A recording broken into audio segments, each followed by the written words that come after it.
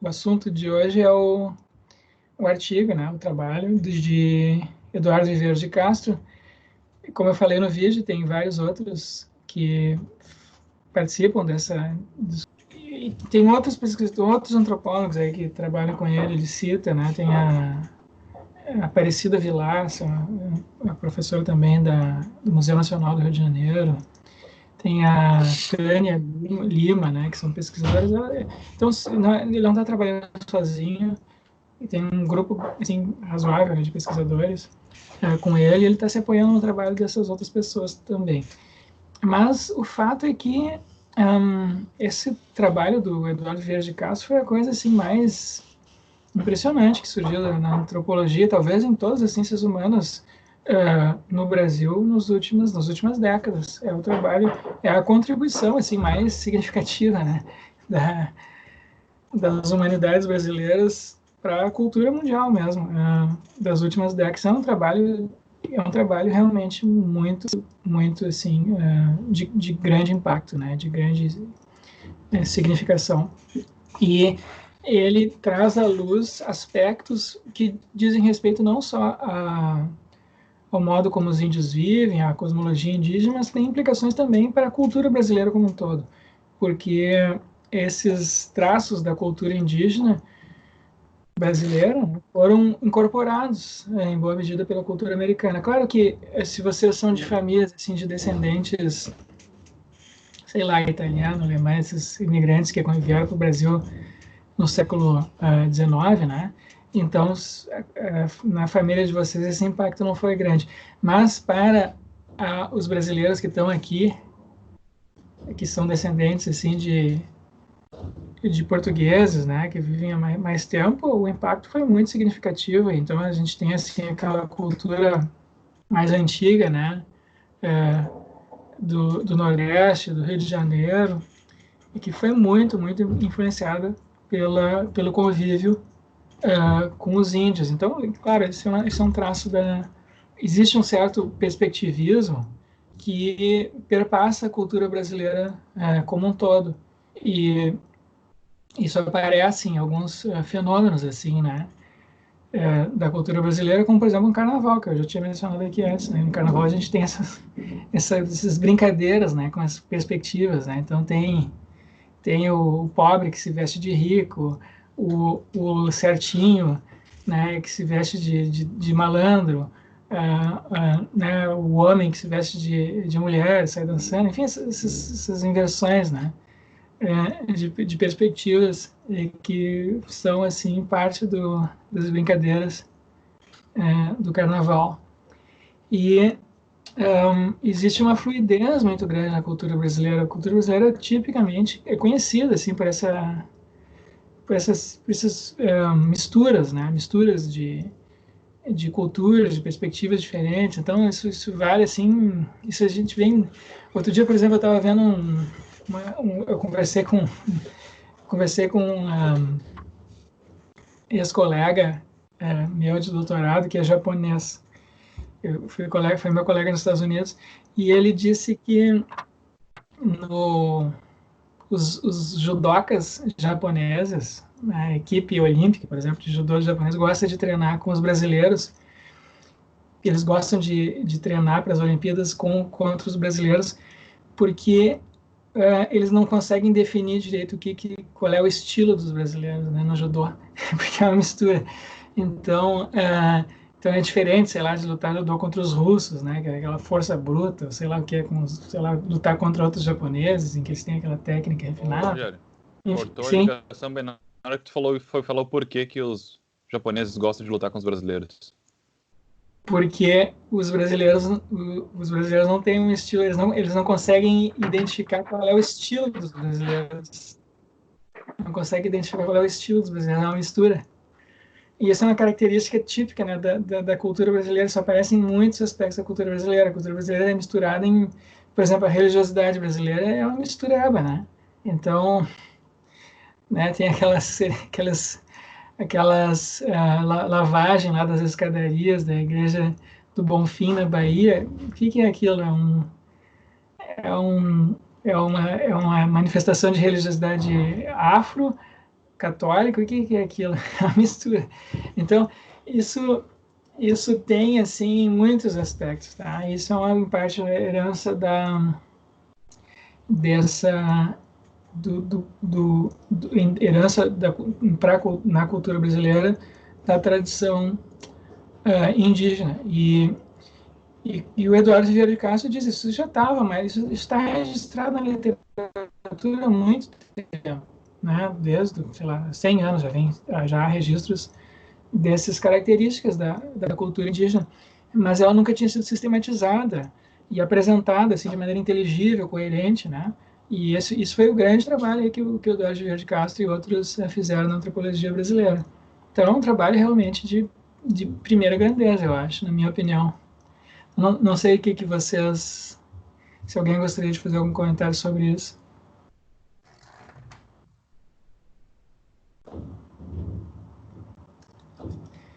Felipe, Assim, fala. não, é quase que aterrador perceber que ele te demorou tanto para ter um pensamento que considerasse o indígena como um ser capaz de compreender o seu próprio mundo, atribuir a ele uma própria perspectiva de compreensão do mundo, que até então a nossa história mostra, né, que a gente olha para o indígena como sendo um próprio animal, ele não tem compreensão, ele faz as coisas sem muita racionalização, por assim dizer. E esse texto do Viveiros é muito bom mostrando isso, que a gente tem a própria perspectiva, tem a própria forma de pensar, e isso, assim, para mim foi incrível. É algo que eu nunca tinha visto, assim, com essa compreensão que o Eduardo de Castro trouxe. Sim, e é um pensamento muito sofisticado, né? É claro que ele não é um pensamento tecnológico que nem o nosso. Eles não têm uma tradição escrita, né? Então isso impõe certas limitações, mas em termos assim conceituais é tão sofisticado quanto o nosso. Então,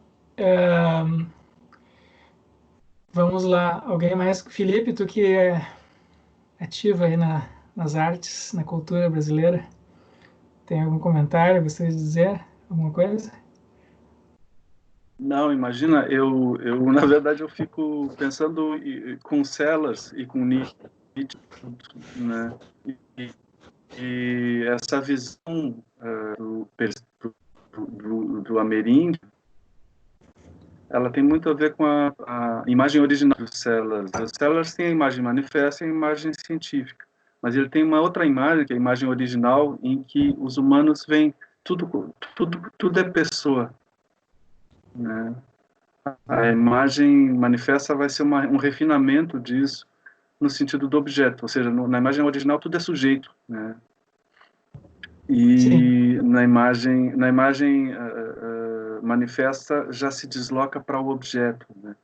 Para as coisas passam a ter uma neutralidade em relação à perspectiva de pessoa, né?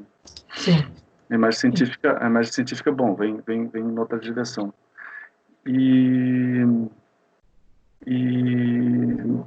Enfim, eu fico pensando com Nietzsche também, que fala em formas de vida e fala na perspectiva da vida, né, do vivo, né? No caso da visão ameríndia, da perspectiva ameríndia, parece incluir o vivo, né? Embora eles tenham também uma antropomorfização do inanimado, né? Da lua, do sol, dos minerais, etc. Bom, de qualquer forma, a tua pergunta final, teu desafio final, tu assinala um desafio para nós de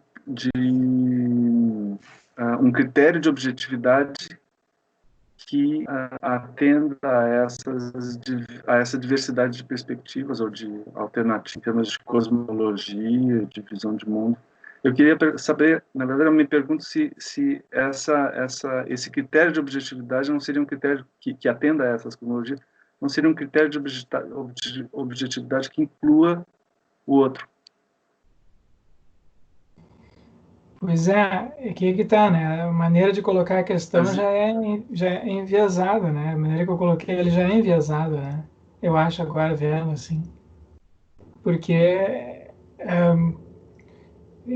falar em objetividade da maneira como eu vinha falando até aqui, não falei nas outras aulas também, no início, Sim. já supõe essa separação, assim, que conhecer um objeto. Mas isso é típico da nossa perspectiva, né? Da Isso é nossa. característica da perspectiva indígena. Conhecer o outro e conhecer o sujeito que está por trás do objeto aparente. Na perspectiva indígena, conhecer é subjetivar, não é objetivar, né? Exatamente. O que se conhece para o índio, o que é importante é conhecer o sujeito e não conhecer o objeto. Nós aqui, quando queremos conhecer... Enfim, esse é o desafio mesmo, é saber o que fazer com isso, né? Porque... Exatamente. Nesse sentido, eu assisti um curso do Viveiros de Castro na PUC há uns 4, 5 anos atrás, mais 6, 8 anos atrás, que ele veio aqui, assisti 2 dias ali. E ele é realmente muito provocador nesse sentido, né? Para nós que víamos uma tradição que perde o mundo, né? E de solipsismo, né?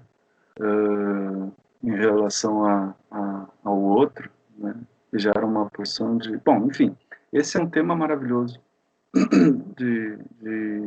no sentido de ter muitas perspectivas mesmo, né? O Verde Castro é muito fecundo, talvez, nesse aspecto. Depois ele se perdeu um pouco em questões de fim do mundo, né? Mais recentemente ele migrou para um tema forte que está indo nesse século. Mas enfim, é isso. Bom, não sei, alguém mais gostaria de fazer algum comentário? Elfio. O Rogério. Vai, Elfio. Grande. O Rogério, não, eu tô com uma... Não é dúvida aqui, só as coisas que você estava conversando agora.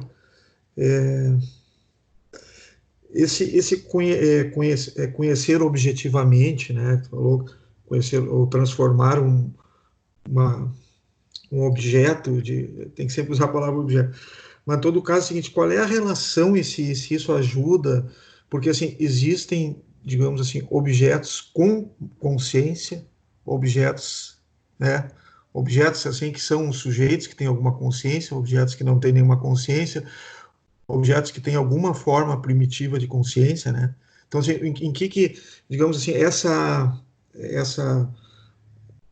digamos assim, os saltos aí para compreender ou conhecer essa personificação são diferentes. Que tu tem que supor que isso que tu está tentando entender tem algum grau de consciência nenhum. Aí tem, por exemplo, assim, o que ele citou antes aí, falar, digamos assim, personificar a perspectiva de um animal é diferente do que personificar a perspectiva da Lua. Sim. Eu não sei se isso leva para uma... Se o fato de incluir aí, digamos assim, a consciência ajuda ou não ajuda nesse aspecto que tu falou de criar uma unidade, né, das perspectivas, né?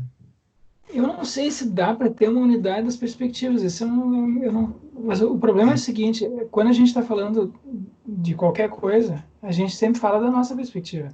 Sim, certo? sim. Então, né, as questões que a gente pode colocar, a gente pode tentar entender qual é que é a perspectiva do outro, traduzir parte do que eles dizem para nossa perspectiva. Mas não, a gente não tem como ser índio, né? A gente não vive nessa cultura, a gente tem um modo de vida completamente diferente. A gente pode mudar.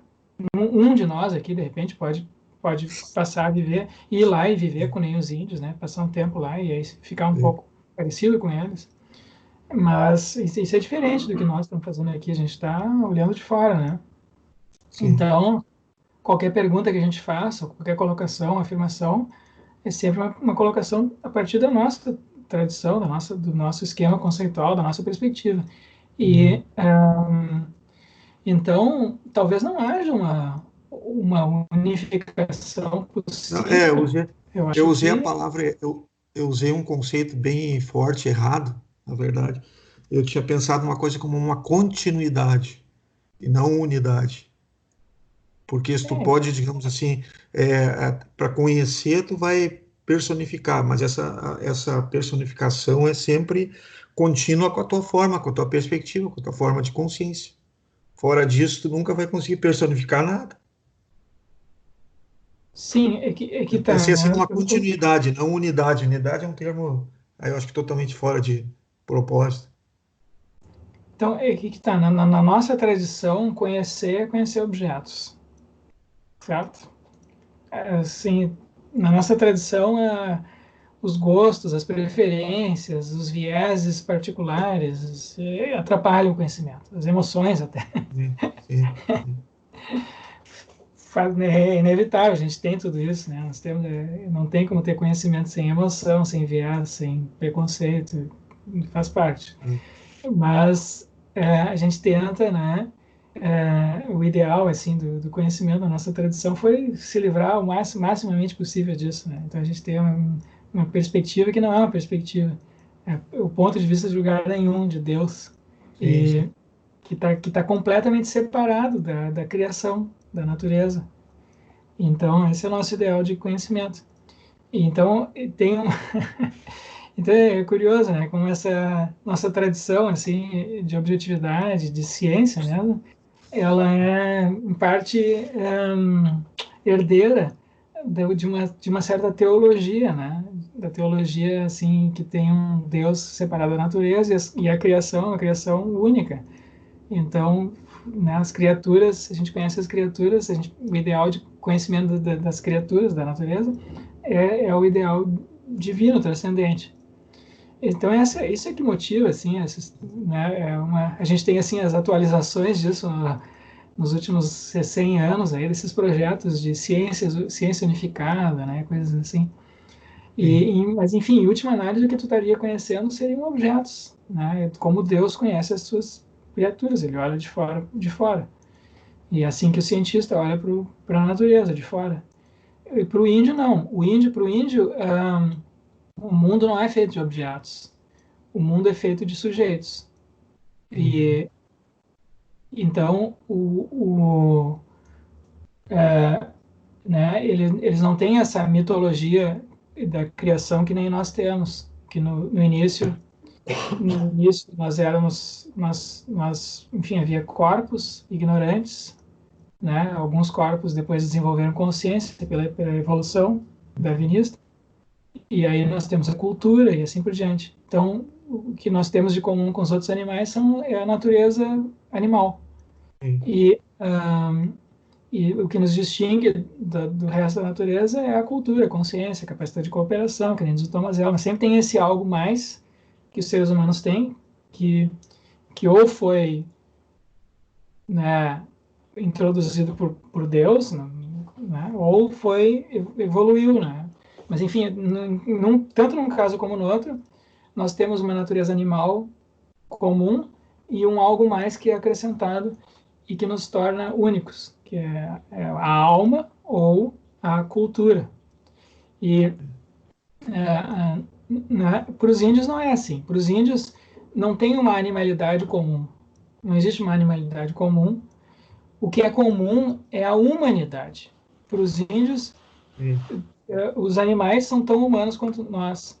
E mesmo a lua, os mares, os rios, eles têm uma subjetividade, claro que, mas aí ela ela não está individualizada naquele rio ou nisso ou naquilo Uhum. particular, mas pode ser um espírito, né? O espírito dos rios, o espírito da floresta, o espírito Sim. da lua.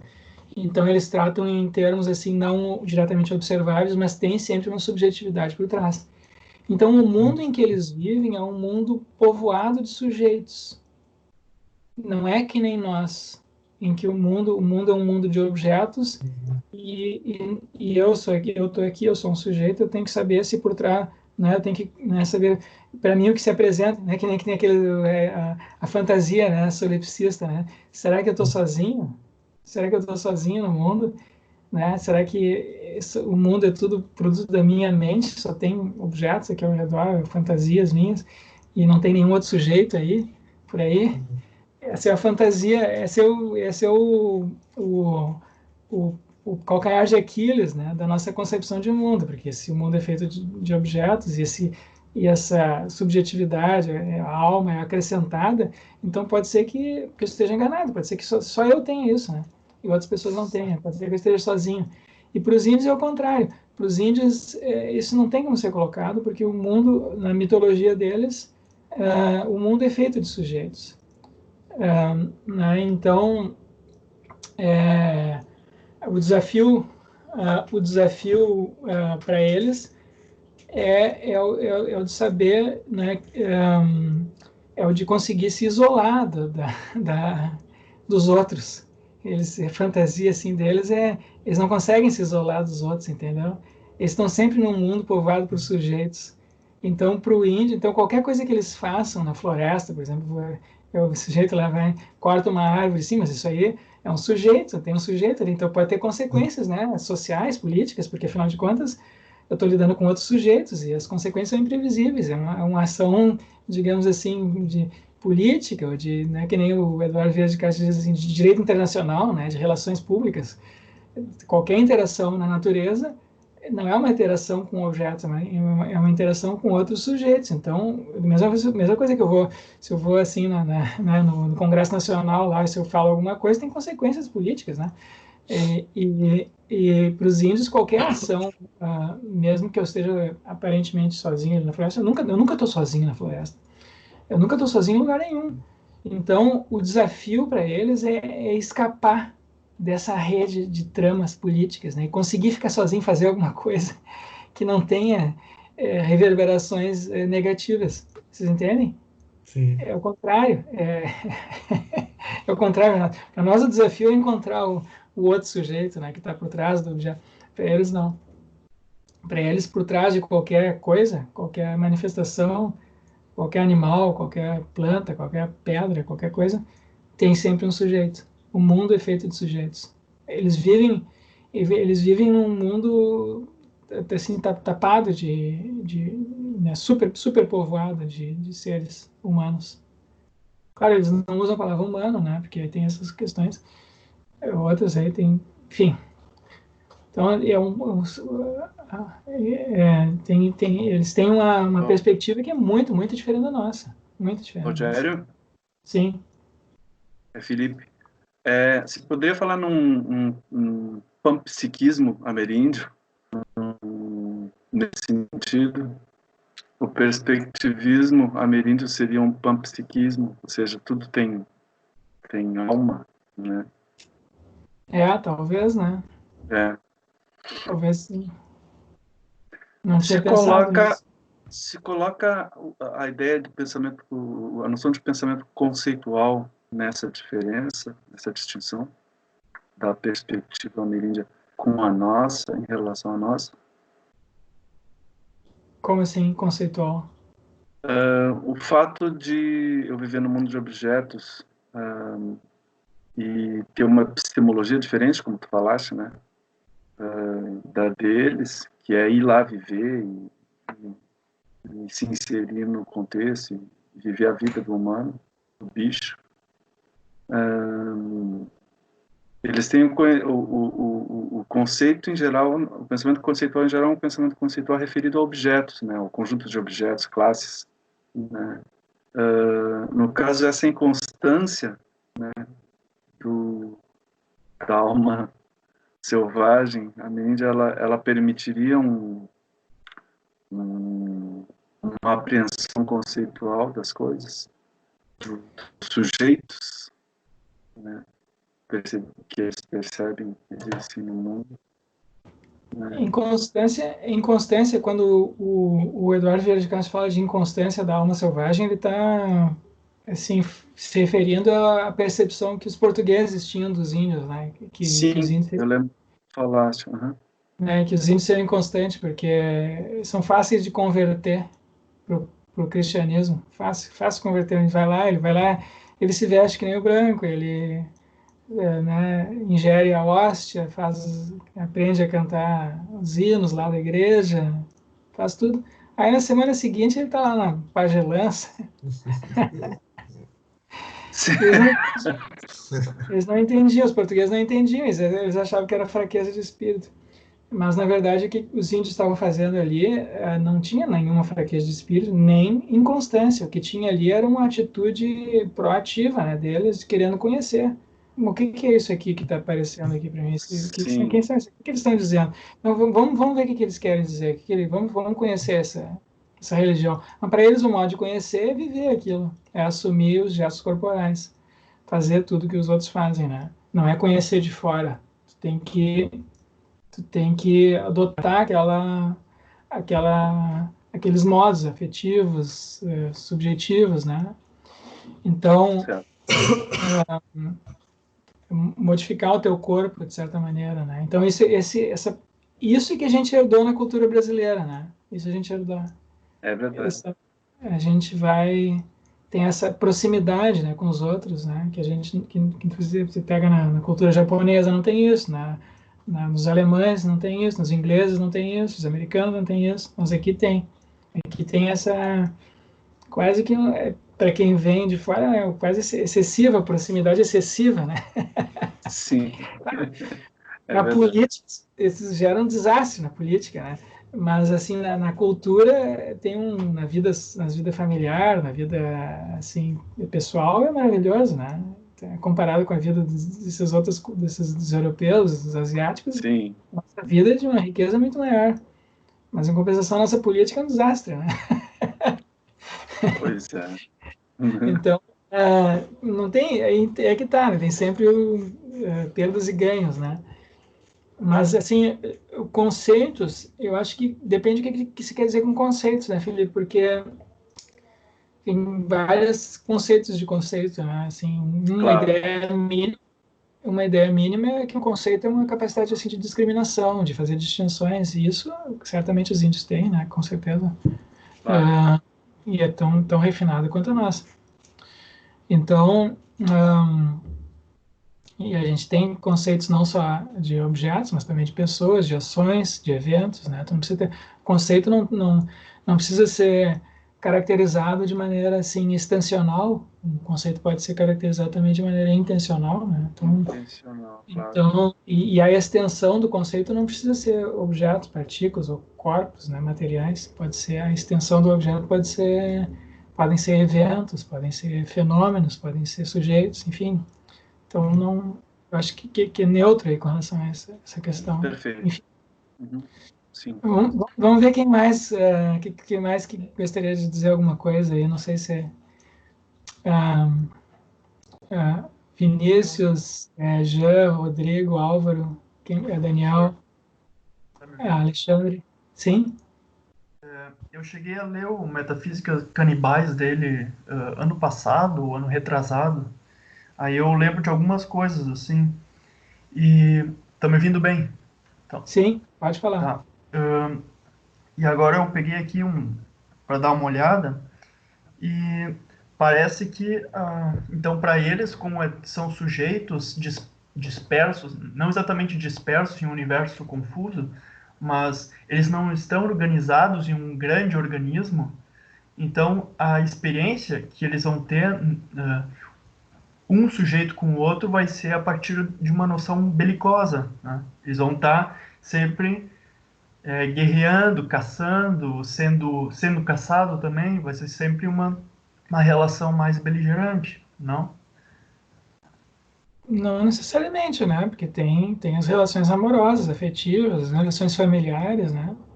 Nem sempre tem guerra. Claro que tem uma situação assim de perigo constante no ato de consumir alimentos, né? Porque se tu mata um bicho ou mesmo uma planta, isso também é um gesto, tem um sujeito por trás ali. Então aí sim tem um perigo, por isso que tem todas as regras lá, cuidados que eles têm com a alimentação por causa disso, né? E então, mas não são, claro que entre eles, né, eles têm assim, no grupo deles ali não há guerra, quer dizer, claro que pode sempre haver briga e luta e tal, isso tem em toda parte, mas não é o tipo. É que o grupo deles como um todo pode ser considerado como um sujeito aí, no caso, né? Ou não? Não sei, eu não conheço, não sei se isso é verdade, teria que ver.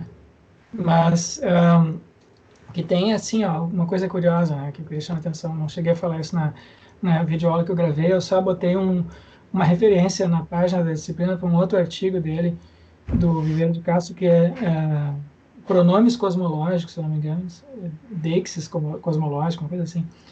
E ele diz assim, olha, os índios não têm uma palavra quer dizer, tem centenas aí de línguas, né, que eles falam, mas enfim, nessas línguas ameríndias não existe uma palavra para ser humano, que nem nós temos. Né? Ser humano, para o nosso conceito de ser humano, é o de uma espécie biológica.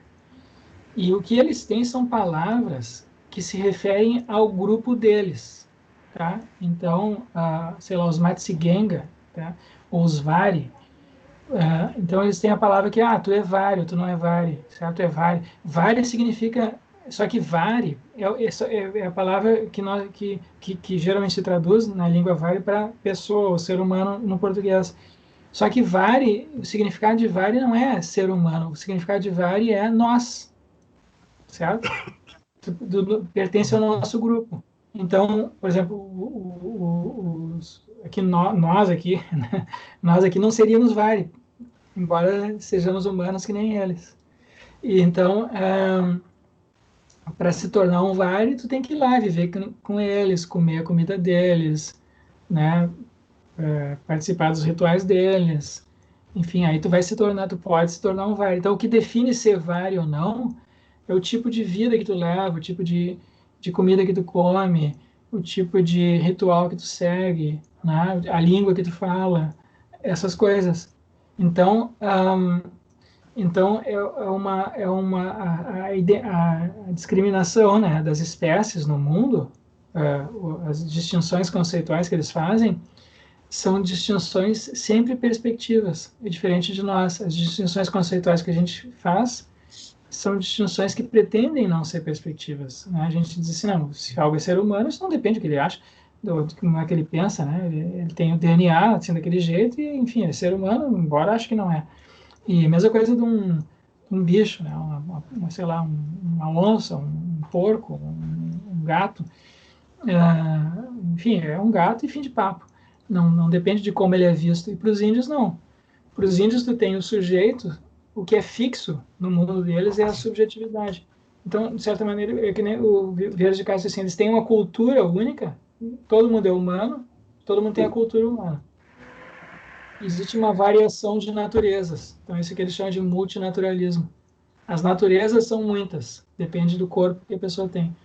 Quem tem um corpo de onça vê as coisas como onça. Quem tem o corpo de porco vê as coisas como porco. E assim, e árvore vê como espírito, vê como espírito. E nós vemos do nosso jeito. Mas, da perspectiva internamente, todo mundo se acha, todo mundo é humano. Vocês entendem? A natureza varia. Então, eles não têm critérios assim de objetividade que nós temos. Mas eu não sei. Eles têm alguma ideia de permanência do sujeito pós-mortem, por exemplo? Sim, com espírito, né? Sim. Espíritos. Mas os espíritos são perigosos, né? Porque existem alguns espíritos que são predadores, né? E, enfim, precisa ter muito cuidado assim com a interação com os espíritos, que eles podem, porque se tu interage muito com espíritos, se tu não é um xamã, porque o xamã é o sujeito que consegue fazer essas traduções, passar de um lado para o outro, né? Ver as coisas da perspectiva dos espíritos, ver as coisas da perspectiva de uma onça, enfim, ele consegue mudar de perspectiva assim, ir e voltar. Mas a maioria das pessoas não conseguem ir e voltar. As pessoas, quando vão, elas enlouquecem, não voltam mais. Então, muitas das doenças ameríndias, são sempre doenças mentais. É o sujeito que passou a ver as coisas de uma outra perspectiva e não consegue voltar. Então, foi raptado, né, por aquela outra perspectiva, pelos seios que tem aquele outro tipo de corpo, e aí eles não conseguem voltar depois. Então, é algo perigoso. Aqui ele diz, tem um dos capítulos, capítulo 9 desse Metafísicas Canibais, ele diz que o xamanismo amazônico é a continuação da guerra por outros meios, né? Mas ele enfatiza que não é no caso necessariamente a violência em si, mas a comunicação transversal entre incomunicáveis, né, que seriam os sujeitos no caso, uma comparação perigosa e delicada entre perspectivas onde a posição de humano está em perpétua disputa, né? Eles vivem um mundo quase caótico, assim, o universo é uma espécie de caos onde os sujeitos estão lutando pela permanência. É assim que essa é a impressão que eu tenho, assim, eu não sei. Eu não sei, teria que dar uma olhada nesse texto aí dele, eu não sei o que ele quis dizer aí, Álvaro. Né? Mas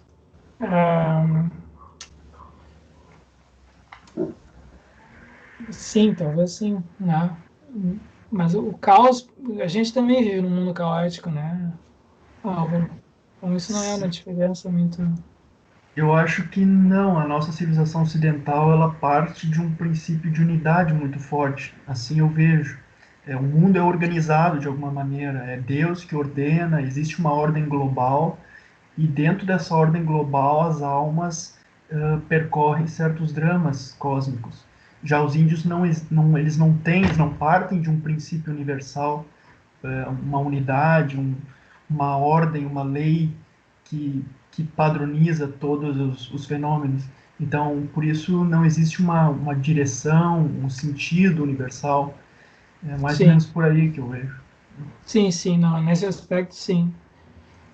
Não sei se vocês viram a palestra que eu botei do Viveiro de Castro na página da disciplina, e ele menciona um pouco isso, assim, de passagem, né? Porque essa concepção perspectivista, ela não se encontra só aqui no Brasil ou nas Américas, né? Ele diz assim, onde é mais acentuada, ele diz ali, né, nessa palestra, aqui nos povos amazônicos e nos povos do norte, lá do Canadá, que vivem perto do polo ártico. E na Sibéria, lá, será que também não? Também na Sibéria. Mas existe registro disso aqui e ali em toda parte, certo? Então é possível, ele especula, né? Porque na verdade não se sabe, não se tem registro suficiente disso, estudos suficientes disso. Ele especula que seja um tipo de concepção, assim, de cosmovisão, ou de cosmologia que seja típica dos povos coletores caçadores. Muito embora os índios brasileiros dependam mais, há bastante tempo, mais da agricultura, mas a cosmologia deles o Viveiro de Castro especula, né, é uma cosmologia ligada à caça. Então, por isso que essas relações de predador-presa são tão destacadas, né, na metafísica deles. E ele acha que isso mudou com o advento da criação dos estados. Então, aqueles povos que criaram, assim, que passaram a defender mais fortemente da agricultura,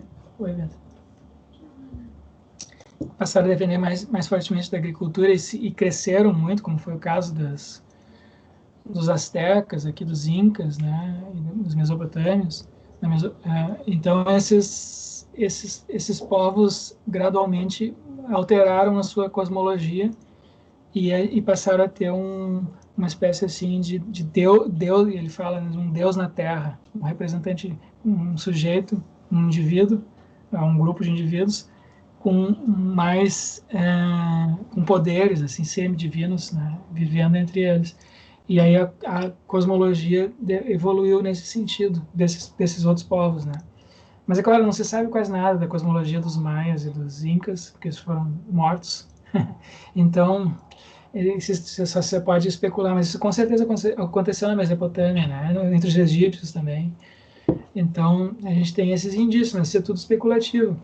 Pode ser que essa cosmologia que esteja viva aqui ainda entre os índios brasileiros seja uma cosmologia típica dos povos caçadores-coletores e que depois foi sendo gradualmente abandonada, trocada por uma cosmologia em que há essa unificação maior do universo, né? E talvez seja tenha como correlato, ou seja uma consequência, talvez até, de um novo modo de vida centralizado pelo Estado, pelo chefe, né?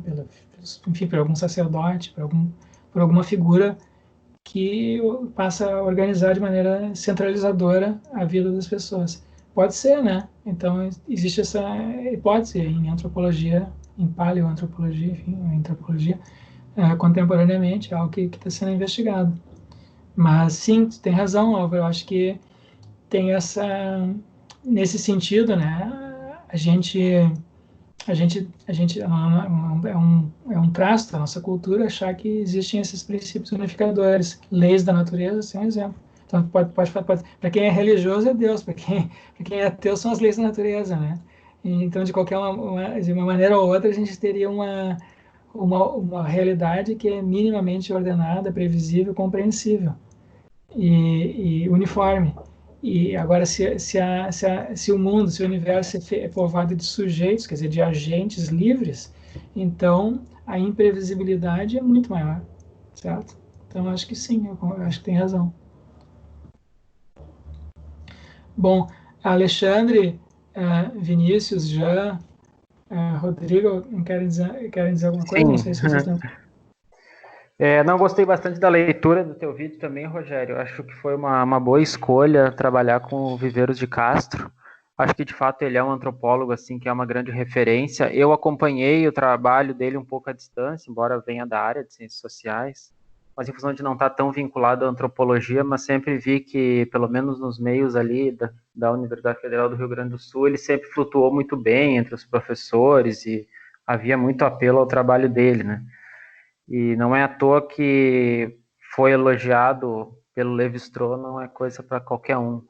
Eu acho que talvez o grande mérito do Eduardo tenha sido atualizar esse estruturalismo francês do Lévi-Strauss e discutir o papel colocar os ameríndios dentro dessa equação. Né? Embora o Lévi-Strauss tenha trabalhado no Brasil, tenha dado aula na USP, tenha pesquisado por aqui, ele próprio reconhece que ninguém fez tão bem isso, dar voz aos ameríndios, como o Viveiro de Castro fez. Então, de certa maneira, ele praticamente cria uma nova escola, né, em função disso. Então, acho que o destaque dele vem muito nesse sentido.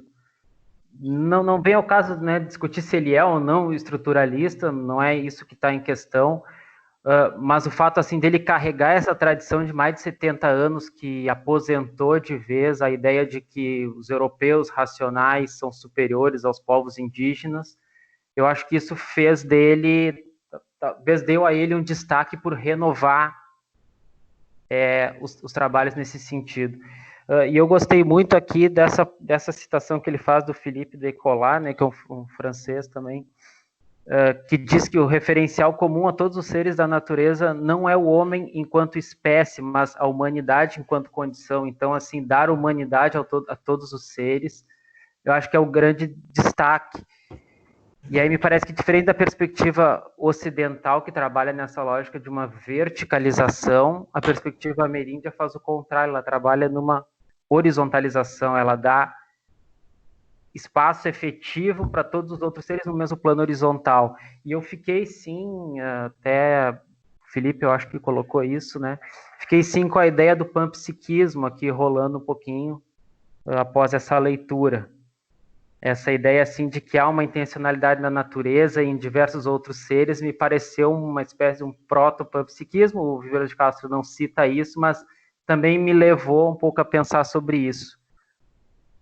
Sim, pode ser. E justamente Claro, essa ideia de reconhecer um outro que é realmente efetivo, né? Esse grande outro. Talvez nenhuma outra cultura reconheça esse outro de uma forma tão forte quanto faz, de fato, essa epistemologia ameríndia. Né? É realmente o outro. Né? Esses animais, esses seres são outro, não outro de uma mesma espécie, mas realmente uma convivência harmônica com esse outro. Mas desculpa interromper só para acrescentar a questão. O Pedro de Castro fala de uma intencionalidade na natureza? Eu acho que não é o oposto? Não há uma intencionalidade na natureza? Eu digo no sentido de vários seres dotados de intencionalidade. Né? Uma natureza como se fosse assim uma sinfonia que está acontecendo perante várias intencionalidades, e não essa intencionalidade única e exclusivamente no ser racional que está no topo da cadeia. Né? Mas uma intencionalidade que passa através dos outros seres e que eles também manifestam. Então há um diálogo muito maior entre humanos e não humanos por conta dessa intencionalidade distribuída. Me parece que é o oposto, que é a tese justamente do multinaturalismo, uma falta de sinfonia, uma falta de intencionalidade, uma falta de uma harmonia universal, global, que coordena tudo. Parece que é exatamente o oposto, vai numa direção contrária. E é justamente por isso que o multinaturalismo se contraria à tradição ocidental, no caso europeia, ou, sei lá, do Oriente Médio, enfim. sim, Não existe uma tem. música, né? Não existe uma música global. Não, claro, de fato sim. não é uma música cantada por todos em uníssono, não nesse sentido, mas no sentido de que há vozes distintas e que essas vozes participam de maneira diferente. Mas São é uma dotados de guerra, um né? poder maior. Mas é uma guerra, elas não partem do Sim, princípio. não, claro, de fato, há uma guerra, mas essa distribuição de intencionalidade, justamente por isso que há a guerra, porque há protagonismos diversos, né? E não simplesmente arranjo ou cooperativo verticalizado, né? A partir de um poder Sim. central. Tem as duas coisas, eu acho que os dois parecem ter razão aí, mas vamos ver. Esse é um assunto que teria que ver mais em detalhes lá do texto do Viveiro de Castro, né? Com certeza não tem uma ideia que nem nós temos de uma natureza unificada, tem multinaturalismo, que nem o Álvaro falou, mas há esse conjunto, né, de sujeitos, um panpsiquismo talvez, não sei. Não sei se tem muitas caracterizações de panpsiquismo, né? Então teria que ver uma ali que pudesse se aplicar, né, ao Viveiro de Castro. Não sei se talvez já tenha alguma discussão sobre isso, eu não conheço. Vamos ver, Vinícius, aí Rodrigo, querem dizer alguma coisa? Eu tenho uma dúvida de compreensão, Rogério. Tô me ouvindo bem? Sim. Ah, tá. Não, seria em relação ao o que diferenciaria o perspectivismo do relativismo. Pelo que eu entendi, ver se eu consegui entender, seria que o relativismo tem a ver com diferentes modos de acessar a realidade que seria subjetiva, mas inacessível. Ou então que esses diferentes modos de acessar a realidade, eles seriam, num certo sentido, ou igualmente adequados. No caso do perspectivismo, parece que não é a questão não é epistemológica, mas ela é metafísica. Né? Os conceitos, por exemplo, de humano ou de predador, eles são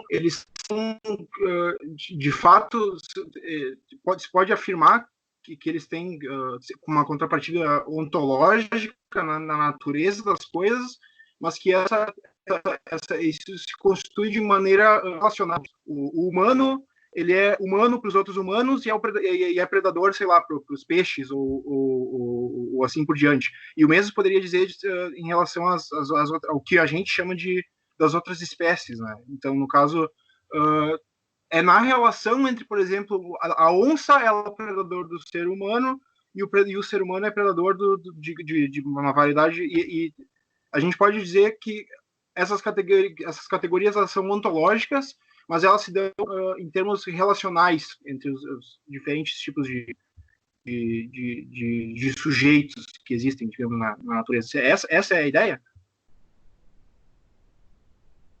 Sim, tem.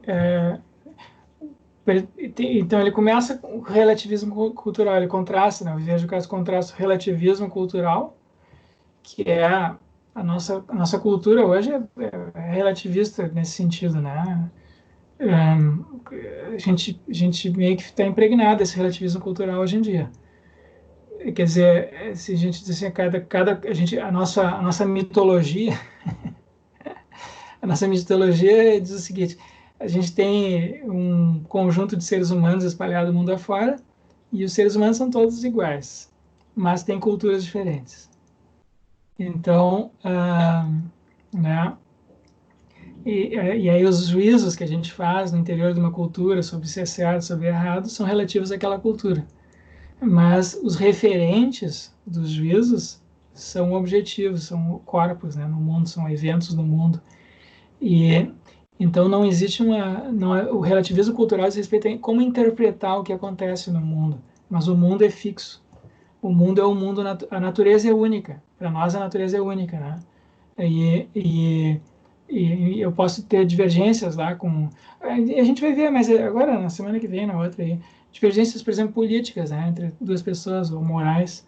As pessoas têm opiniões diferentes a respeito se uma certa lei está correta, uma certa ação é correta, ou até a estética, se algo é bonito ou é feio, mas se tratam de opiniões diferentes, possivelmente oriundas de culturas diferentes, sobre um mesmo objeto, ou uma mesma ação.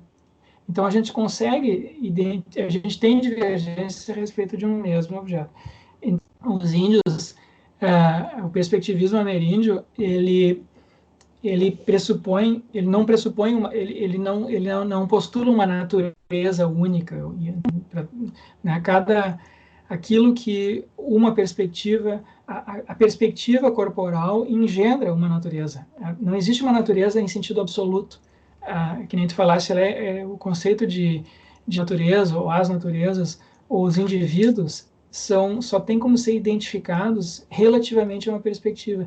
Então, é igual ao conceito de movimento contemporâneo, né? O conceito de movimento, se algo está se movendo, se está parado, a gente usa hoje, na nossa cultura, um conceito relativista. Né? A gente não tem como dizer se algo está se movendo... Foi exatamente isso que eu tinha pensado. Então eles têm né, eles têm na mitologia indígena o que é unificador é a cultura humana. Todo mundo é humano, os sujeitos, é uma cultura de sujeitos. O universo está povoado não de corpos, mas está povoado de sujeitos. Certo? E aí sujeitos diferentes, quando assumem uma forma corporal, eles, relativamente àquela forma corporal, eles identificam uma certa natureza, mas não tem um conceito absoluto de natureza. Tem um multinaturalismo. Assim como nós temos um multiculturalismo, né? Tem uma natureza única em várias culturas, eles têm uma cultura única, que é a cultura humana, todo mundo tem, mas que dependendo da forma corporal em que essa cultura se manifesta, ela engendra uma natureza de tipo diferente, né? Então essa seria a diferença, né? Elfio? Tá aí, Elfio? Tô. Não, eu tô aprendendo. Eu tô gostando das perguntas, dos esclarecimentos, das colocações. Pode falar. Não tenho muito o que dizer sobre. Acho que o bom é que está ficando tudo mais a tua exposição junto com os colegas aí, as colocações, está deixando as coisas mais concretas, estavam muito abstratas para mim. Digamos, criando conexões ali no texto. Mas, sim, pessoalmente eu não sei se eu tenho dúvida, nem eu sei se tenho dúvida. O texto ele é um estilo antropólogo escrevendo, né? Diferente de filósofo analítico aí. Então eles usam muitas metáforas, né? imagens, e então nem sempre tem que entender tudo no devido contexto, né? E tem algumas metáforas que eles usam assim que podem ser esclarecedoras e podem não ser, né? E uma delas foi aquela que tu mencionaste da perspectiva que o perspectivismo ameríndio é ortogonal ao nosso multiculturalismo, certo? Então isso é curioso. Por que ortogonal, né? Por que ortogonal? Por que ele diz que aqui está a nossa perspectiva, nossa concepção, né, de natureza, de cultura? Tem uma natureza, várias culturas. O perspectivismo ameríndio não se coloca numa perspectiva paralela à nossa, não é como uma outra cultura, né? Então, uma coisa paralela à concepção nossa aqui, por exemplo, a gente tem aqui a nossa cultura aqui brasileira, tem a dos americanos, tem a dos ingleses, a dos japoneses. Isso aí a gente poderia dizer assim que são perspectivas paralelas umas das outras, né? Porque eles têm valores diferentes, eles têm uma cultura diferente da nossa. Esses outros povos, né? Os europeus, os asiáticos, têm culturas diferentes das nossas. Mas elas têm analogias, assim, tem pontos que podem ser correlacionados, né? Tem a nossa concepção de natureza, a concepção de natureza, nossos valores, os valores deles, a nossa estética, a estética deles, e assim por diante, a nossa política, a política deles. Então, são culturas paralelas. A dos ameríndios, eles dizem, não, é diferente, porque é ortogonal, e ortogonal faz com que, se algo é ortogonal, então, da nossa perspectiva, né, a gente olha para o lado e não vê nada, porque é paralelo, né? Se fosse paralelo, a gente veria, né? Tem dois objetos paralelos aqui, eu vejo da perspectiva de um, eu enxergo exatamente os outros, porque eu tenho os correlatos, né? Mas não tem correlatos exatos. E porque justamente por isso que ele fala em ser ortogonal. Então, se eu estou aqui e olho para a cultura, olho para a cultura indígena, tem dois objetos assim ortogonais, se eu olho para eles aqui, se eu estou daqui e olho para o lado, não vejo nada. E foi isso que aconteceu com os portugueses aqui, né? Quando vieram para cá, olharam para cima, o que tem aqui? Não tem nada. O que é isso, né? E aí não viram nada. Então, não é uma cultura paralela nossa. Os pressupostos são diferentes. Então, por isso que ele usa essa metáfora, né? É uma metáfora de ser ortogonal. É algo que tu olha para o lado e o que eles estão fazendo ali é, de certa maneira, invisível. É tão diferente que é invisível para nós. Eu acho que é isso que ele quer dizer com ortogonal. Não, ficou perfeito, ficou bem entendido. Agora entendi. É que eu tinha pensado uma coisa parecida também, que as culturas paralelas, elas se projetam uma nas outras e as ortogonais tu não consegue projetar nada, ou seja, não consegue ver nada paralelo, semelhante, análogo, nada. Exatamente. Por exemplo, né, a gente pode fazer comparações aqui dos brasileiros com os argentinos, né? Tem aquela frase do Fernando Pessoa diz dos espanhóis, os espanhóis são os nossos antípodas, né? Porque eles, nós portugueses somos, como é que ele diz? Ternos e... Como é que ele fala? Agora, a pior coisa que fazer a citação é não se lembrar das coisas. É terno e afetuoso, e eles são frios e apaixonados, uma coisa assim. E nós somos ternos e afetuosos, e eles são frios e apaixonados. Então, sabe, tem correlatos, né? Tem a ternura portuguesa e a frieza espanhola. E tem a afetuosidade portuguesa e o apaixonamento dos espanhóis. A mesma coisa a gente poderia dizer, talvez, aqui de nós, brasileiros, com os argentinos, né? Parecido. Eles são frios e apaixonados, nós somos ternos e afetuosos. E talvez, sei lá. E com relação aos americanos também, a gente pode fazer comparações, já tem vários livros feitos sobre comparando a cultura brasileira com a cultura americana, né? Tem coisas que a nossa cultura é uma cultura assim pessoal, a gente valoriza assim as relações pessoais, né, o círculo doméstico, as amizades, a gente valoriza isso mais do que o sucesso profissional. E os americanos são ao contrário, eles valorizam mais o sucesso profissional, a vida individual, o sucesso individual, né? Então eles são antípodas nossos nesse sentido. Nós temos o símbolo nosso aqui do Brasil é um homem, é o Cristo Redentor. E o deles é uma mulher, a Estátua da Liberdade. Então tem muitas coisas assim que os americanos parecem que são exatamente o oposto dos brasileiros, mas é paralelo, porque tem essas correlações, eles são bem diferentes de nós, mas tu consegue traçar esses paralelos, né? E na cultura indígena é muito, muito complicado fazer isso, porque os pressupostos são todos diferentes, então não tem como fazer isso, certo? Então isso é que o Viveiros de Castro está dizendo.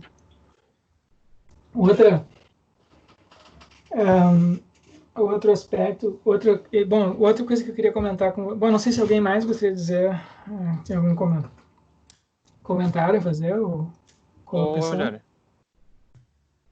tem uma pergunta para fazer que em relação se esse perspectivismo ameríndio ele tem algum... Talvez a pergunta seja meio estranha, mas se esse perspectivismo ameríndio tem algum critério de existência e não existência, dado que para conhecer uma perspectiva tu teria que adotar uma certa cultura não, né, não seria o modo certo deles falarem, mas tu adota a perspectiva daquele grupo. No caso, se tu quer entender os cristãos, tu teria que ir para as igrejas e tentar sentir a presença do Espírito Santo. Se tu for tentar ser um hinduísta, tu tem que tentar perceber Brahma e Vishnu. Se tentar ver a perspectiva do espírito, tu tem que conversar com os mortos, entender que reencarnação existe. Então, a minha pergunta é se eles têm algum critério de existência e não existência, no sentido de tentei adotar a perspectiva do espírita, mas eu não consegui ver que reencarnação existe. Então, eles têm... A pergunta é se eles têm algum critério de existência e não existência quando tu adota a perspectiva de outros grupos. Eu acho que o critério de existência deles é um critério relativista, né? Então eles são quainianos. Porque falar da existência de um objeto é falar da existência de um objeto relativamente a um corpo. Então, né, não existe uma existência no sentido absoluto, independente de ser percebida por um sujeito. Então, se eu percebo uma onça como uma onça, uma árvore como uma árvore, uma vaca como uma vaca, assim por diante, né? Agora, a vaca me percebe, talvez como uma onça, como um predador, né? Percebe a árvore como, sei lá, como outra coisa. Enfim, então, o que uma coisa depende de quem está percebendo aquela coisa. Esse critério de identidade de um objeto, de uma coisa, né? Portanto, o critério para existir, para ser o que depende, é relativista, certo? Então, eles têm uma metafísica bem inflada, vamos dizer assim, como a gente gosta de falar em filosofia analítica. É uma metafísica relativista, é uma metafísica perspectivista, né? Não existem critérios de identidade para objetos que não sejam relativos a uma perspectiva. Então, o que uma coisa é? Bom, para mim, isso aqui é uma xícara, certo? Mas para um outro bicho, para um espírito, para um bicho, né, pode ser que seja uma coisa diferente. Então, então não tem assim um critério, os critérios de existência para eles não são intrínsecos às coisas. Os critérios de existência são relativos aos sujeitos que os percebem. Mesma coisa quando a gente fala do movimento de um objeto. A gente não diz que um objeto está se movendo ou está parado ou que velocidade ele está andando sem fazer referência a um ponto de referência, né? Ele está se movendo relativamente a esse outro objeto. Toda afirmação que a gente faz a respeito do movimento de um objeto é relativo a um ponto de referência. É a mesma coisa, toda afirmação para os índios, toda afirmação de existência ou identidade que eles fazem a respeito de algo é relativo a uma perspectiva. Então, para a onça é assim, para mim é assado, para ti talvez seja diferente, né? Tem sempre esse para mim. E muitas das frases, né, tem esse problema da tradução, né? tem os trabalhos da Aparecida Vilaça, da Tânia Lima, que comentam esses problemas de tradução das línguas ameríndias, né? Porque eles sempre, as frases deles sempre terminam com partículas do tipo para mim. Está chovendo, para mim. Isso aqui é uma xícara, para mim. Isso aqui não sei o que, para mim. E aí tem uma antropóloga, essa Tânia Lima, que comenta que quando ela começou a aprender, ela foi passar um tempo com os Juruna, e aí ela disse que quando começou a entender o que eu estava dizendo, tinha sempre esse para mim, por que eles estão dizendo para mim, eu não entendia, né? Sim, é óbvio que é para ti, né? Só que não era só isso aqui. Isso foi incorporado, a perspectiva foi incorporada à gramática deles, vocês entendem? A gramática deles tem essa característica. Aí isso produz assim situações engraçadas, né? Porque a Aparecida Vilaça comenta que ela foi adotada lá por um índio e depois o sujeito foi morar, foi passar um tempo com ela no Rio de Janeiro e enfim, o filho dele também foi, então ficaram na casa dela, né? E aí um dia ela levou eles para Copacabana, para Ipanema, para conhecer lá, e o rapaz esse viu aquele souvenir que vem lá nas praias, né? Do tipo assim, eu te amo, isso é coração, né? E aí ele resolveu comprar um para a esposa dele. A esposa dele é índia, né? E aí e tem em português, estava escrito, né? Eu te amo, coração, eu te amo. E aí ele escreveu no verso para a esposa dele. Como é que ele escreveu? Porque eles não têm uma palavra para o amor, esse que nem nós temos, né? Diz assim, eu não desgosto de ti. Eu não desgosto de ti. E a Tânia, a Aparecida Vilaça comenta problemas que com os Vari agora que estão acontecendo, que os Vari foram as regiões lá dos Vari, que são na fronteira lá com o Paraguai, com Bolívia, eles foram enfim, invadidas ou, enfim, tomadas, né, por pastores evangélicos, e a maior parte desses índios se converteu ao cristianismo, são evangélicos hoje. Só que eles fazem uma leitura muito diferente, assim, peculiar da Bíblia, né, e então, né, os pastores, muitos são americanos, traduziram a Bíblia, os Evangelhos, para a língua Vari, e aí, só que muitas das palavras que a gente usa nas línguas aqui ocidentais, né, o português, o inglês, não tem correlatos na língua Vari. Então, por exemplo, não tem correlato para a alma, a noção de corpo que eles têm é muito diferente, a noção de um Deus, assim, incorpóreo para eles é inconcebível, não tem como, né? Então eles usam metáforas para falar disso, e o resultado é muito curioso, né? E então tem algumas frases que têm um efeito assim estranho, por exemplo, né, passagens assim, tem alguns hinos religiosos que eles cantam em Vari, e que dizem assim, né, que no final dos tempos, né, no juízo final, Jesus voltará, né, vai julgar todo mundo. E aí a frase é traduzida, Jesus voltará para mim, na minha, quer dizer, né? Então, traduzindo, parece que é tudo relativo, né? E a afirmação cristã é uma afirmação de tipo absoluta, só que na língua Vari fica uma afirmação perspectivista. Então, existem esses diversos assim, problemas de tradução também, né? Que trazem, que tem embutido esse perspectivismo. Bom, Daniel, não sei se tu quer fazer algum comentário também. Ou pode falar, Vinícius, se quiser. Não, só ia fazer um comentário que só reforçar mesmo que tu disse, que fica uma tradução estranha, né? Por causa que a ideia é de que Jesus vai julgar todo mundo. Não para mim que Jesus vai julgar todo mundo. Vai julgar todo mundo, independente se é para mim ou para ti. Ele vai vir, vai descer do céu e vai julgar todo mundo. ou voltará. Diz assim, Jesus voltará para mim. Sim, fica estranho essa. É estranho, né?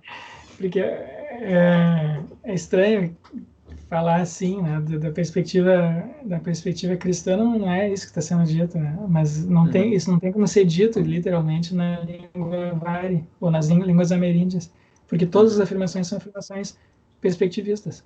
É sempre para mim. Sempre, qualquer colocação é uma colocação para mim. Então, eles têm essa política, né? Essa moda, assim, político de agir embutido, né, na cultura deles. Bom, não sei, Daniel, quer falar alguma coisa? Não, eu não consegui elaborar o suficientemente bem uma dúvida que eu tinha, mas era em relação à questão da intencionalidade. Mas eu vou elaborar ela melhor em outro momento, eu pergunto, agora eu não vou. Tá, isso aqui é discussão. Seminário aqui vale tudo, viu? Não tem... Tá, então deixa eu ver se eu entendi uma coisa. Não tem nenhuma... Pode ser livre associação, pensamento livre, mental, porque a gente está exercitando aqui o diálogo só e afinando as coisas, né? Certo. Bom, Rogério, deixa eu ver se eu entendi. O ameríndio, eu faria uma abordagem da natureza, do mundo, como se ele fosse composto por sujeitos com capacidade intencional, né, algo assim. Mas ele se entenderia, não sei se não estou dando um passo fora da casinha, mas o índio, esse ameríndio, ele se entenderia como alguém que projeta essa intencionalidade nos sujeitos do mundo, ou ele entenderia o mundo como composto de sujeitos intencionais mesmo? Sim, não é essa a segunda. É a segunda. Não é esse que o Viveiro de Castro comenta, não é animismo. Animismo é tu projetar características anímicas de alma, né, nos objetos. Isso é que a gente tem isso, nós temos isso, a gente faz isso, né? A gente faz isso, a gente trata, sei lá, eu trato o computador como uma pessoa, que meu amigo computador, né? Ou a gente trata assim o ursinho de pelúcia, né? Eu xingo o sofá por causa que ele bateu no meu mindinho. Ou assim, às vezes a gente fica apegado, né? Fica apegado por um objeto, né? Fica apegado pelo presente que eu ganhei, sei lá, da minha esposa, ou enfim, da namorada, que for, e fico apegado àquilo, que coisa maravilhosa, né? Eu não trato aquilo só como um objeto, né? Então passa a ter quase que uma personalidade. Então isso é animismo, é projeção. Mas para os índios, não. Para os índios não tem essa projeção. Na verdade, eles partem do pressuposto de que as coisas já têm uma alma, são sujeitos. São sujeitos, né? São sujeitos dotados de vontade, enfim, então qualquer coisa que eu faça para aquela coisa, ela pode reagir. Ela pode gostar ou não gostar do que eu faço, que nem uma pessoa, né? Então tem que ter muito cuidado sempre nas minhas interações com outras pessoas, com outros objetos, porque por trás sempre tem uma pessoa. Então não é propriamente uma projeção, né? É um pressuposto da concepção de mundo deles. Tá? Sim, obrigado. Eu acho que né, então esse é um exemplo. Eu acho que esse é um caso, assim, esse assunto, a cultura, a raça ameríndia, é interessante aqui para o nosso curso, porque esse é um caso extremo, né? E aqui no nosso quintal, aqui, nossos vizinhos aqui, bem próximo, culturalmente bem próximo de nós, e ao mesmo tempo muito diferente, né? E então ele nos traz o seguinte desafio, que é o que eu tinha mencionado já no início, porque eu posso, mesmo a noção de perspectiva pode ser concebida de perspectivas diferentes, né? Então, eu não posso querer, digamos assim, superar o perspectivismo achando que todas as outras perspectivas vão ter não posso chegar a um lugar comum, né? Supor assim que eu tenho, vamos vamos criar pontes entre as perspectivas diversas, né? Pontes que sejam neutras entre as diversas assim perspectivas, e vamos tentar resolver os conflitos de perspectivas usando esses pontos de referência neutros que seriam comuns, porque pode não haver isso. Esse é o ponto, né? A noção de perspectiva, essa ameríndia mostra isso claramente. Eles concebem a perspectiva, isso que eu vinha chamando aqui de perspectiva, de maneira diferente do que nós, a partir da nossa tradição aqui ocidental, né? Que hoje vive essa fase de multicultural, né? Que a gente reconhece culturas diferentes, com valores diferentes, então, enfim, perspectivas diferentes nesse sentido. E, então, da perspectiva multiculturalista, a gente poderia, né, pensar em pontes, em lugar comum, porque a gente tem uma natureza, o multiculturalismo que a gente vive, que faz parte, que é o nosso, é o espírito do nosso tempo, né, no Ocidente, pelo menos, tem esse pressuposto de que existe a natureza comum, tem a teoria da evolução, eu posso criar balizas, né? Tem variedade cultural, mas tem muitos elementos comuns, existe um universalismo, existem valores que são comuns a todas as culturas, experiências que são comuns a todas as culturas, disposições corporais que são comuns a todas as culturas. Então eu poderia, dentro do multiculturalismo nosso aqui, né, que relativiza, esse relativismo cultural, eu posso criar limites para esse relativismo cultural a partir de conceitos, valores, fatos, ou tipos, assim, disposições corporais que são, e mentais que são universais, né? E depois a gente vai ver alguns exemplos disso, né? Mas isso só vale dentro da nossa tradição. O que acontece agora se a gente olha para essas outras tradições assim que estão ortogonais, né? A nossa, e não tem e que pressupõe justamente que não há uma natureza que é comum dentro das quais as culturas variam, mas que pressupõe uma cultura única, humana, e corpos diferentes, né? Naturezas diferentes. Então agora a própria noção de perspectiva agora é concebida de outra maneira. Então é complicado. Então isso eu acho que eu não sei, sinceramente eu não sei o que fazer com isso. Eu acho que é um desafio, né? É um desafio porque a gente sempre vê, concebe, julga, fala, imagina as coisas da nossa perspectiva, da nossa tradição, mas é sempre possível que haja, e existe, né, de fato, perspectivas, tradições, culturas, modos de viver que são completamente diferentes do nosso. E talvez não haja, talvez o chão comum seja limitado, talvez o chão comum não exista em alguns casos, ou exista apenas parcialmente, né? Então, isso impõe limites, assim, para a gente pensar que a gente pode encontrar critérios de resolução de conflitos entre perspectivas que sejam universais. Então, acho que isso é algo, assim, é um desafio, eu acho, para a nossa época mesmo, eu acho. Porque a gente está reconhecendo, né, esses fatos, essas diferenças, né? Isso nem sempre foi reconhecido, assim, na nossa tradição. A nossa tradição no passado a nossa tradição é antropocêntrica, né? A gente está no centro do universo, do mundo, da criação, ou né, tem essas características especiais da cultura que nos permite conhecer o universo como nenhuma outra criatura é capaz, né? Nós temos as teorias científicas agora que nos dão vantagem cognitiva sobre todas as demais espécies e todas as demais culturas, né? Então tem essas culturas aborígenes, indígenas, que seriam ignorantes, nós não. Então a nossa tradição é uma tradição antropocêntrica, né? E que nos coloca no centro, assim, do universo, do mundo, né? Mas esses mesmos desenvolvimentos culturais e científicos nos levam agora a reconhecer que tem essas outras possibilidades. Então agora a gente precisa, né, ver o que fazer filosoficamente com isso. Eu acho que é um desafio para a nossa geração agora, para o século XXI.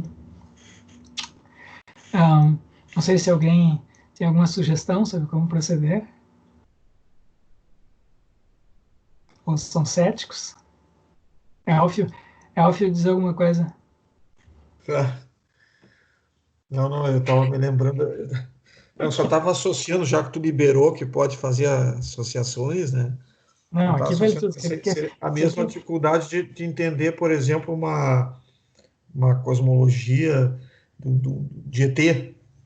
certo? Exato, eu Daí, pensei já várias vezes.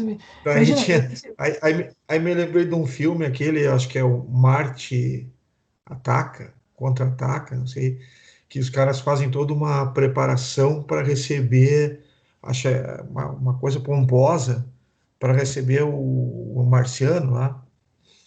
É bem caricatural, assim, o filme. Aí aterriza a nave e tem uma pessoa que levou um tradutor universal. Tradutor universal. Google Translator. Daí o tradutor começa a fazer as maiores confusões, aí eles terminam assim aquilo que era para ser uma coisa pacífica, uma coisa de cooperação, né? É, seria interplanetária, cooperação, vira uma guerra. Ali começa uma guerra graças à máquina que fazia as traduções, o intérprete, né, nos dois sentidos. É só uma Sim, associação. eu acho, eu acho, eu acho muito. Opa, tá. O que eu fiz aqui? Tá. Eu acho que essa é uma questão importante. A gente tem que pensar mesmo sobre essas coisas, porque é possível que aconteça, né? É possível que aconteçam contatos extraterrestres. E, é, então, como é que será isso? Porque certamente esses indivíduos terão culturas, concepções, talvez corpos muito diferentes dos nossos. Então, o- a, como mesmo esse aspecto assim que nós temos em comum aqui com os índios, né, que é o corpo, né, a Sim, gente tem come comidas parecidas, tem as mesmas necessidades fisiológicas, né, enfim, a gente tem muitos elementos assim em comum com eles. E talvez isso não exista com extraterrestre. Então, que tipo de. Quer dizer, que se pode esperar de um tipo de ponte. contato Que desses, né? ponte pode ser feita? Aquela imagem que tu É, disse, que ponte poderia ser feita entre essas perspectivas? quer dizer, como é que a gente pode se entender com eles, né? Enfim, como é que pode traduzir o que eles dizem? A gente não sabe como é que seria uma língua dele, uma linguagem para eles, pode ser uma coisa completamente diferente da nossa. Talvez eles não tenham cordas vocais, talvez eles não pensem assim linearmente, que nem a gente tende a pensar. Enfim, tem tantas possibilidades. O espaço lógico é muito grande, né? Então, Sim. a gente está lidando aqui com uma fatia assim muito fina assim das possibilidades lógicas, né? O que pode ser uma mente? A mente indígena é parecida com a nossa, né? Tem as mesmas disposições assim psicológicas, parecidas, cognitivas, emocionais, Sim. parecidas, iguais às nossas, na verdade. Mas uma mente extraterrestre pode ser muito diferente, né? Podem ter, eles podem ter, enfim, talvez eles não se orientem pela visão e o tato, que nem nós, eles podem ter sentidos diferentes que o nosso, né? Então, isso aí realmente um assunto que precisa, eu acho que não tem muita coisa na filosofia sobre isso, é interessante. Eu acho que valeria a pena explorar, né? Não sei, alguém mais gostaria de ver assim, ó, muito, mesmo, olha só, Elfio, mesmo na ciência, né? Na ciência a gente usa como critério de o teste, a gente testa hipóteses Sim. científicas fazendo testes observacionais, né? Mas os testes Uhum. observacionais não são relativos aos nossos sentidos. É aquilo que Sim. a gente observa usando visão, audição, né? O mesmo que é auxiliada de instrumentos. Talvez eles tenham sentidos muito diferentes dos nossos. Então, Sim. aquilo que valeria como um teste observacional para nós não vale para eles, e vice-versa. Então, isso limita muito, assim, tu teria que ter mecanismos de tradução, de interação que seriam bem diferentes, né? Sim. Não sei, alguém mais gostaria de dizer alguma coisa? Eu só tenho uma questão, porque parece que falar de perspectivismo nessa relação de um outro povo que pensa de maneira diferente, elabora a sua visão de maneira diferente, acabar caindo numa discussão sobre linguagem. Que eu tendo a lembrar, por exemplo, falar de filme, eu lembrei da Chegada, que é exatamente isso. Brotam alienígenas que não sabem se comunicar, a gente tem que criar todo um processo de comunicação e bate exatamente na noção de arma, né, que eles usam lá, que não é bem arma na nossa linguagem, é uma weapon, uma ferramenta que podia ser, é uma coisa assim. E será que não é quase que talvez o caminho não seja simplesmente uma questão de tradução, de problema de tradução, e um pouco mais além dessa questão linguística, quando a gente fala de relativismo, desculpa, relativismo não, de perspectivismo, porque na questão dos índios, eles vão além da tradução, não é bem uma tradução direta, existe a questão da percepção corpórea, da percepção total da experiência, não é só traduzir uma palavra da correspondência, palavra mundo, mas sim é a palavra mundo e tu inserido nesse mundo. Como é que tu vai perceber daquela maneira aquele fenômeno que está acontecendo? Sim, tem diversos conceitos aí de tradução, né, que foram usados no passado. E um conceito tradicional de tradução é o de veicular um conteúdo mental. Então, eu traduzo corretamente uma palavra de uma língua estrangeira para a nossa se eu capto aquele conteúdo e veiculo aquele conteúdo com as palavras do português.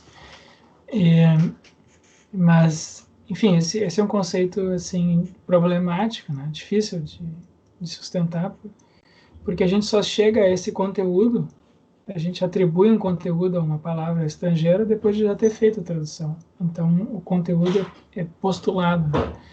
Então, o fato primário sobre a tradução são os diálogos e as negociações. Então, pensem, por exemplo, nos portugueses chegando aqui no Brasil em 1500. Então, tem os índios lá, né, e eles não sabem falar português, os portugueses não sabem falar tupi, guarani, nada. Então, o que tem ali é um conjunto agora de gestos, tentativas, de hipóteses que vão sendo elaboradas sobre o que cada som significa, né? E então o que importa inicialmente são essas interações, se são interações bem-sucedidas ou mal-sucedidas. Então são critérios, digamos assim, interacionais comportamentais. Mas isso porque nós somos seres humanos, os índios, os europeus eram seres humanos, os índios também, né? O que acontece agora se tu tem uma interação desse tipo com ETs? Então a interação pode ser imprevisível, né? Pode não ter os mesmos critérios que a gente usou até agora, pode não funcionar. Tu pode ter um tipo de indeterminação da tradução que é muito mais radical, né? Sim. Bom, então tá, pessoal, não sei, vamos encerrando por aqui, não sei se alguém quer dizer alguma palavra final. Eu tenho só Sim. uma dúvida, professor. Vai. O seguinte, eu queria saber se tem algum texto desse autor que trate mais especificamente de implicações e dessa metafísica perspectivista para a moralidade dos indígenas, né? Porque, enfim, no sentido da cultura ocidental, né? Ela pressupõe esse tipo de ideias metafísicas, como desejo, intencionalidade e tal, como, pelo menos de alguma maneira, fundantes da normatividade, né? Enfim, se o outro tem determinados tipos de desejo, né? Que eu consigo identificar que são parecidos com os meus e tal, eu não devo, né? Enfim, interferir de alguma maneira. Como é que eles utilizam esse tipo de coisa, sabe? Eu fiquei interessado nessas implicações para a moralidade dos indígenas a partir dessa perspectiva metafísica. Que tipo de moralidade eles têm? Nesse sentido.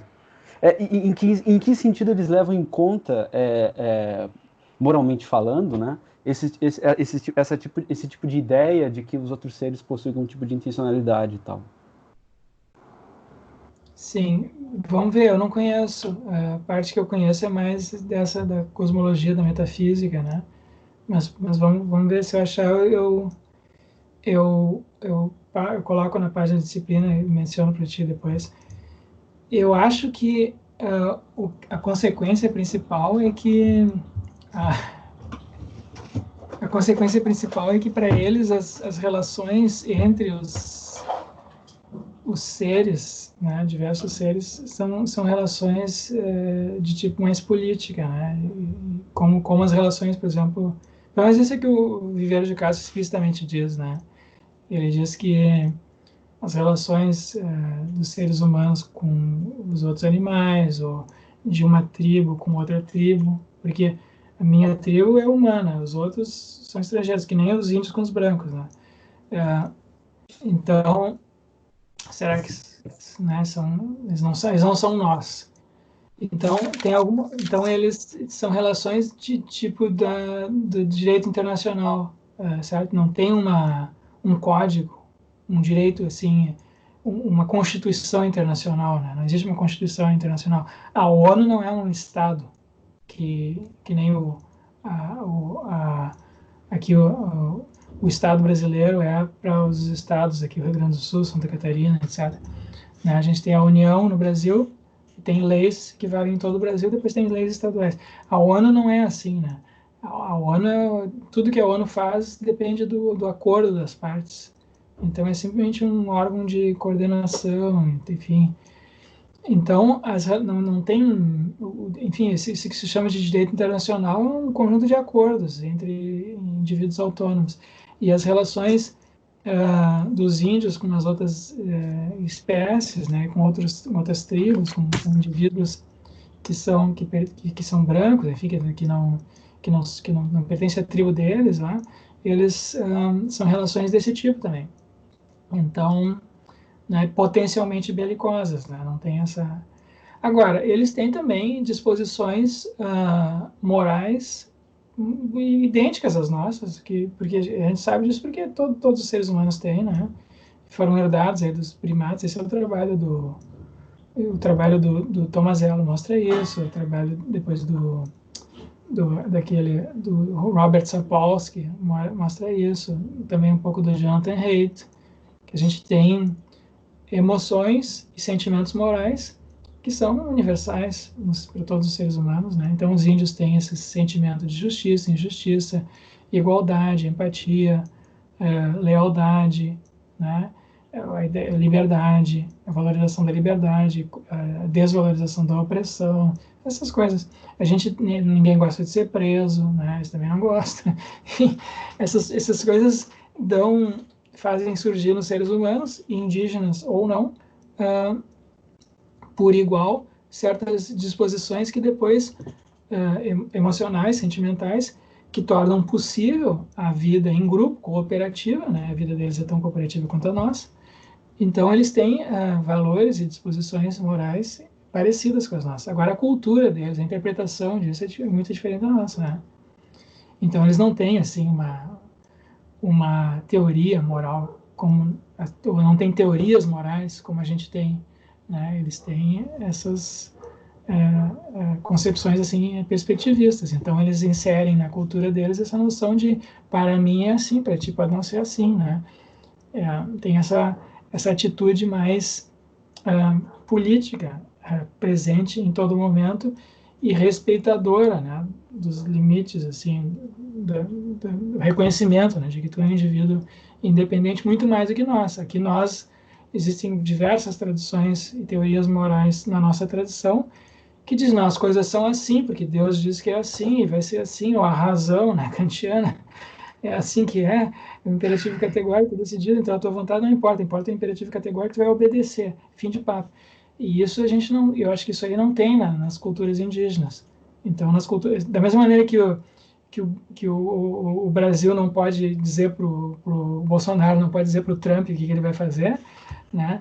O Trump não pode dizer lá para o presidente da China, presidente que eles têm, não sei se é presidência vista lá, sei lá o que ele é. Primeiro-ministro. Hã? É primeiro-ministro?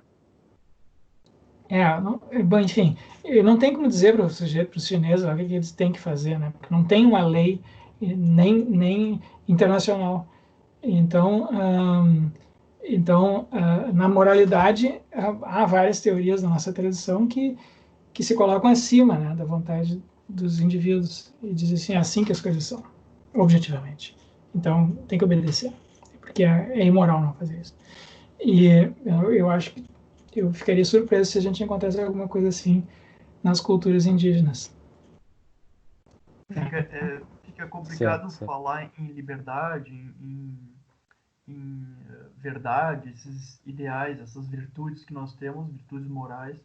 Ficaria complicado falar disso, usar esses mesmos termos para falar dos índios, né? Porque eles podem, por exemplo, só dando um exemplo que pode até não ser verídico, mas, enfim, eles se aliarem com outras pessoas, humanos, né, como nós, outros membros da tribo ali, porque uma questão de uma pseudo-utilidade assim, em relação a um combate, em relação à caça.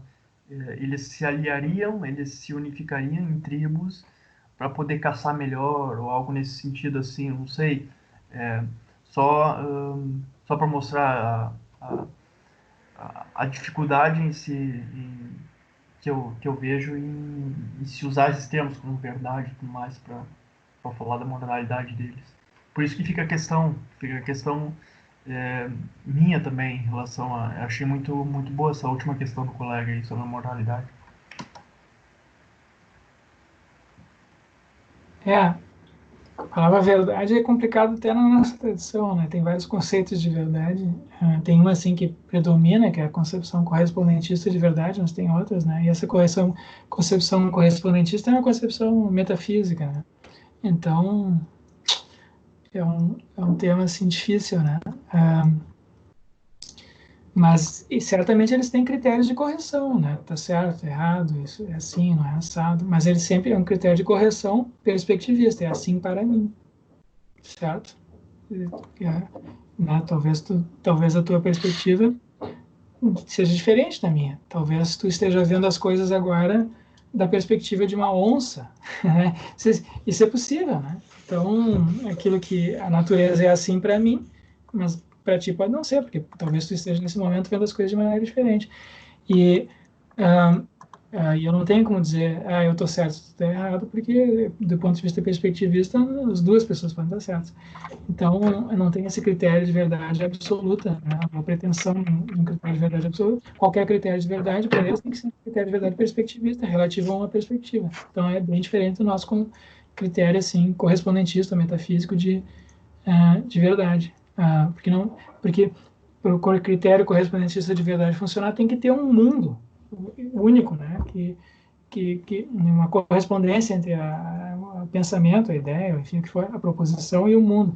Então tem que ter o mundo e a natureza, e para eles não tem isso, tem as naturezas que variam conforme as perspectivas. Não sei se tem uma passagem que só para encerrar isso também, que é um caso assim, curioso, interessante, que o Viveiros de Castro cita também no nosso trabalho, enfim, que é o caso do Hans Staten, aquele, como é que se diz, mercenário, explorador europeu, que veio ao Brasil no século XVI e foi preso pelos, se eu não me engano, os tupinambás, prenderam ele e mais uns portugueses, e aí os tupinambás estavam se preparando para comer os europeus. E, de fato, comeram os portugueses, viu? Canibalizaram os portugueses.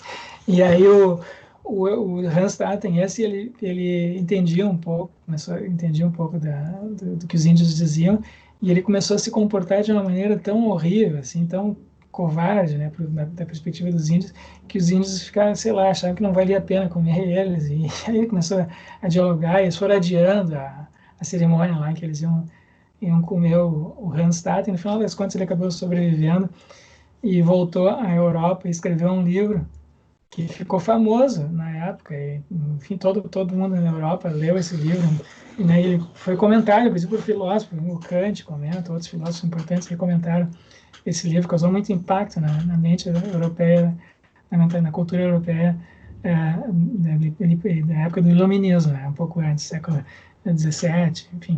E o curioso é que o Randstatten descreve no livro o seguinte: quando um dos índios estava comendo um português, ele diz assim, ele diz em jaguara ishi, quer dizer, eu sou um jaguar, eu sou uma onça.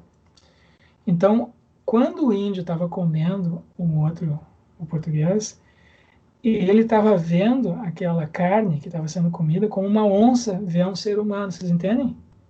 Sim. Então tem uma discussão antropológica agora, atual, desse pessoal aí do Museu Nacional do Rio de Janeiro, sobre se isso conta como canibalismo, né? Porque quando a onça come um ser humano, ela não está... Canibalismo é um ser humano comer outro ser humano. Mas a onça, quando come um ser humano, a gente não considera um tipo de canibalismo. Então, para os índios, como a identidade do indivíduo varia conforme a perspectiva, e um mesmo indivíduo pode ter perspectivas diferentes, dependendo das disposições corporais dele, naquele momento o índio tinha assumido uma perspectiva de onça, então ele não estava comendo alguém da sua própria espécie, vocês entendem? Então não seria propriamente canibalismo, ou pelo menos é complicado falar de canibalismo. Vocês entendem? Sim.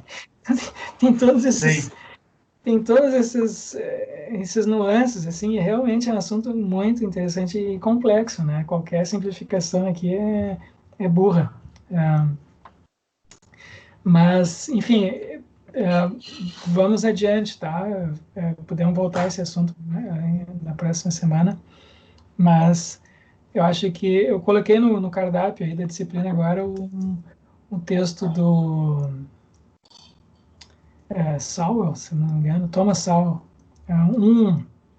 Ele é um economista conservador americano, enfim, ele é queridinho aí da nova direita, mas ele é um sujeito interessante, eu acho, e tem esse livro dele, que é um livro mais assim filosófico, né, e que eu acho que eu acho interessante. Ele tenta fazer uma sistematização, né, de ideologias políticas, né, enfim.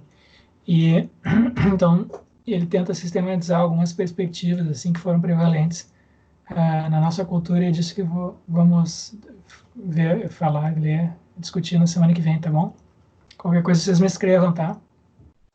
Então a gente encerra por aqui hoje. Ok? Então tá. Okay. Eu agradeço. Obrigado, professor.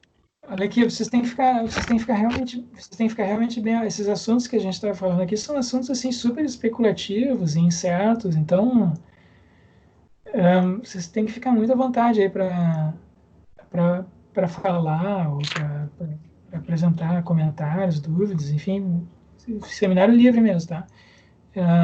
Fiquem bem à vontade para divergir também, enfim, tá? Então tá. Eu agradeço a discussão e nos vemos semana que vem nesse mesmo horário, ok? Ok, Tá bom. Obrigadão. Tchau, tchau. Abraço. Tchau, tchau. Tchau. Tchau.